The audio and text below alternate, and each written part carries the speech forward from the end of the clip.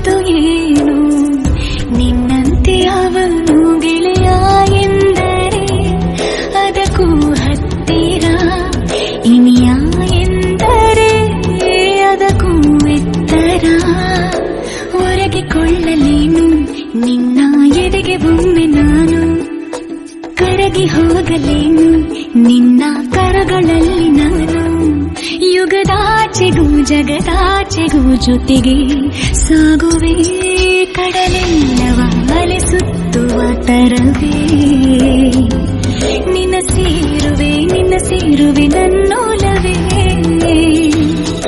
ಸಂಜು ಮತ್ತು ಗೀತ ಸೇರಬೇಕು ಅಂತ ಬರೆದಾಗಿದೆ ಇಂದು ಬ್ರಹ್ಮನು